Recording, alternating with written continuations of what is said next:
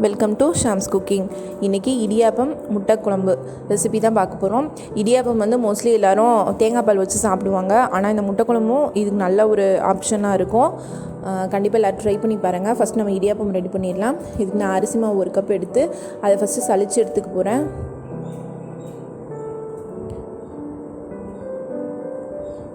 இப்போ அதுக்கு தேவையான அளவு உப்பு ஆட் பண்ணிக்கலாம். உப்பு ஆட் பண்ணி நல்லா கலந்து விட்டுடலாம்.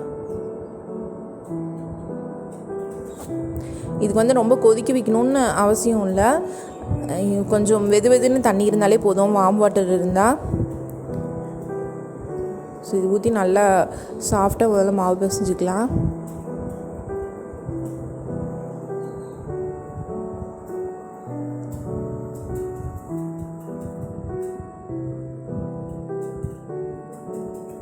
நல்லா இப்போ மாவு பிசைஞ்சாச்சு, நல்லா சாஃப்டாக இருக்குது.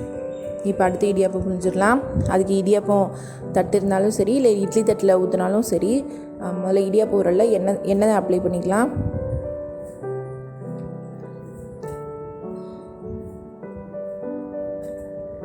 அதே மாதிரி அந்த தட்டிலையும் எண்ணெய் அப்ளை பண்ணி வச்சுக்கோங்க, அப்படின்னா ஒட்டாமல் நமக்கு வந்துடும். இப்போ இடியாப்பத்தை புழிஞ்சிடலாம்.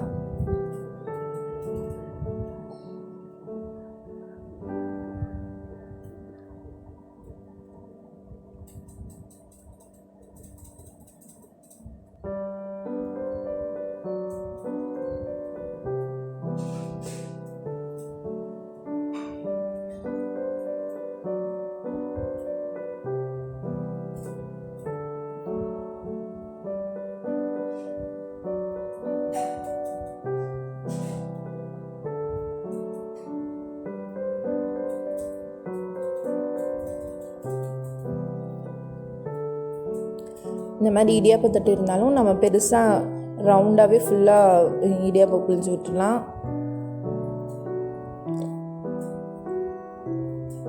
ஸோ ரொம்ப கனமாக இல்லாமல் சாஃப்டாகவே நீங்கள் ரொம்ப லேஸாகவே புழிஞ்சுக்கோங்க, அப்போ தான் சீக்கிரமாக வெந்துடும்.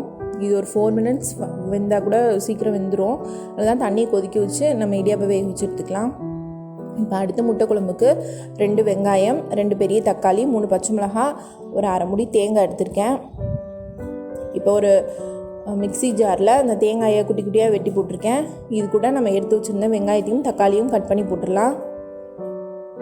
குழம்பு நிறையா ஒரு 4-5 பேத்துக்கு வைக்கணுன்னா இந்த குவான்டிட்டியில் வைங்க. இதை விட கம்மியாக வேணும்னா இது கம்மி பண்ணிக்கோங்க, இல்லை இதை விட ஜாஸ்தி வேணும்னா இந்த அமௌண்ட் அப்படியே டபுள் பண்ணிக்கோங்க.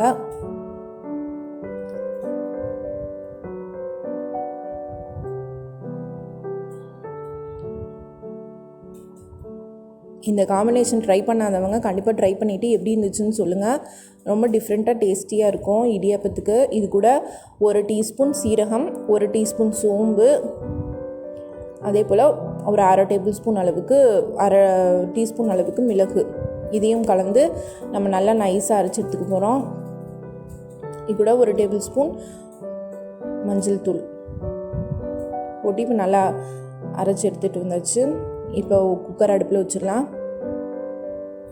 இதில் 1 டேபிள்ஸ்பூன் அளவுக்கு எண்ணெய் ஆட் பண்ணிக்கலாம். எண்ணெய் சூடானதும் நம்ம வெட்டி வச்சிருந்த வெங்காயத்தை போட்டுடலாம். நம்ம 2 வெங்காயம் போட்டு மிக்சியில் அரைச்சிருக்கனால ஒரு பாதி வெங்காயம் இருந்தால் போதும் தாளிக்கிறதுக்கு. வெங்காயத்தை போட்டு இதோட பச்சை மிளகாயும் போட்டுக்கலாம். போட்டு நல்லா வதக்கி விட்டுடலாம். இப்போ இது கூட 1 ஸ்பூன் அளவுக்கு இஞ்சி வெள்ளை பூண்டு பேஸ்ட் ஆட் பண்ணியிருக்கேன். இப்போ இதையும் சேர்த்து இதோட ராஸ்மெல் போகிற அளவுக்கு நல்லா கலந்து விட்டுடலாம். இது கூட மசாலா ஆட் பண்ணிடலாம். ஒரு அரை டீஸ்பூன் மிளகாய்த்தூள், 2 டீஸ்பூன் அளவுக்கு மல்லித்தூள், இது கூட ஒரு 1/4 டீஸ்பூன் அளவுக்கு கரம் மசாலா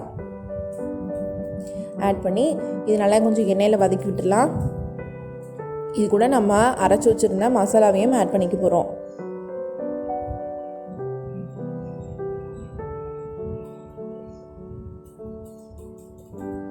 மசாலா ஆட் பண்ணிவிட்டு முதல்ல எண்ணெயில் கொஞ்சம் வதக்கி விட்டுருங்க.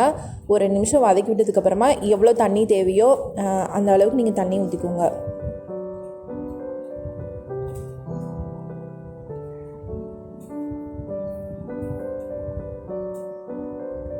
இது கூட வேணும்னா உருளைக்கிழங்கு முருங்கைக்காய் ஆட் பண்ணிக்கலாம். நான் காய் எதுவுமே ஆட் பண்ணல.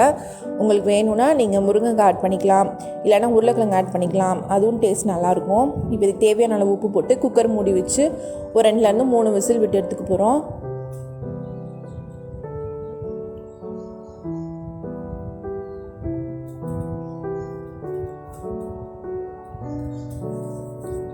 பாருங்கள், இதோட மசாலா வாசனையெல்லாம் போய் நல்லா ரெடி ஆகிடுச்சு.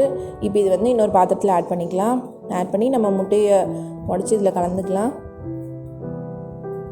இப்போ இது நல்லா கொதிச்சிட்ருக்கு. இப்போ இது சிம்மில் வச்சுட்டு நம்ம முட்டை ஆட் பண்ணும்போது எப்போவுமே அப்படியே ஊற்றாமல் ஒரு கிண்ணத்தில் ஊற்றி இந்த மாதிரி ஊற்றுனீங்கன்னா முட்டை உடையாமல் உங்களுக்கு நல்லா ஃபுல்லாக அப்படியே வந்துடும். அடுப்பை சிம்மில் வச்சுட்டு இந்த மாதிரி முட்டையை ஆட் பண்ணிக்கலாம்.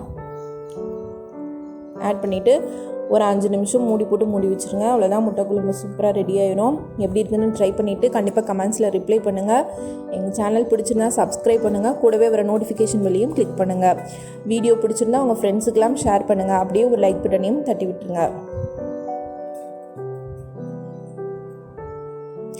அவ்வளோதான், 5 நிமிஷம் கழிச்சு ஓப்பன் பண்ணி பார்க்குறோம். சூப்பராக ரெடி ஆகிடுச்சு முட்டை குழம்பு. இதை எடுத்து சூடாக சர்வ் பண்ணிடலாம்.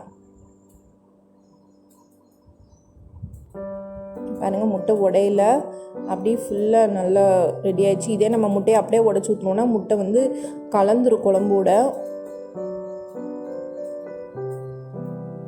ஸோ இப்படி இருக்குன்னு ட்ரை பண்ணிவிட்டு சொல்லுங்கள்.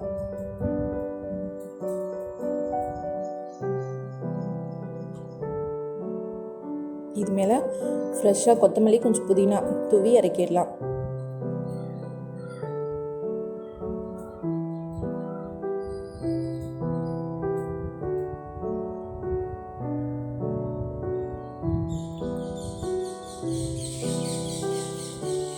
நன்றி.